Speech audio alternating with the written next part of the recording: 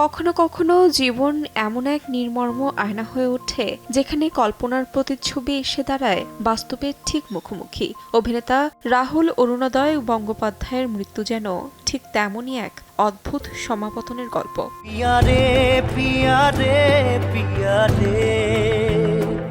মাত্র ৪২ বছর বয়স, জলে ডুবে মৃত্যু। আর এর বহু আগেই নিজের লেখায় তিনি যেন এঁকে গিয়েছিলেন সেই শেষ দৃশ্যের ছায়া। ২০১৮ সালে প্রকাশিত তার গল্প বান্ধবীরাতে তিনি লিখেছিলেন, ৪২ তো যাবার বয়স না, বেরিয়ে এলাম জল থেকে, শরীর তুলেছে অন্যরা। আজ সেই শব্দগুলো ফিরে এসেছে বারবার, কারণ বাস্তবও থেমে গেল ঠিক ৪২-এই, আর সেই জলই হয়ে উঠল তার জীবনের শেষ সীমানা। এটা কি কাকতালীয় নাকি অদ্ভুত কোনো পূর্বাভাস? এই প্রশ্ন এখন ঘুরপাক খাচ্ছে সোশ্যাল মিডিয়া থেকে টালিপাড়ার অন্দরমহলে। কিন্তু আবেগের বাইরে ঘটনাটার ভিতরে ঢুকলে সামনে আসে আরো কঠিন, অস্বস্তিকর কিছু প্রশ্ন।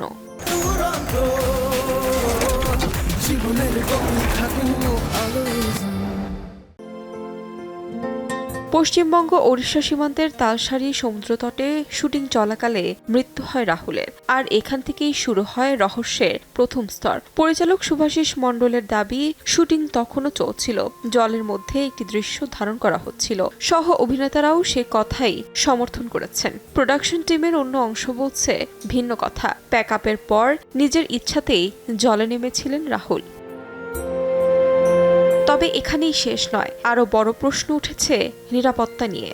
সমুদ্রের শুটিং, তাও এমন ঝুঁকিপূর্ণ পরিবেশে। সেখানে ছিল না কোনো লাইফগার্ড, ছিল না কেমিক্যাল টিম, এমনকি শুটিং এর অনুমতি নিয়েও তৈরি হয়েছে ধোঁয়াশা। পুলিশ সূত্র বলছে প্রয়োজনীয় অনুমতি আদৌ নেওয়া হয়নি। উদ্ধারের পর দ্রুত হাসপাতালে নিয়ে যাওয়া হয় তাকে, কিন্তু শেষ পর্যন্ত লড়াইটা আর জেতা হলো না।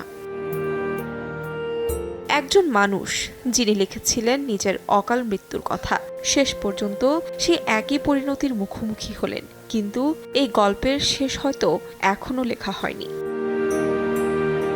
তাহমিনা তন্নি, সময় সংবাদ।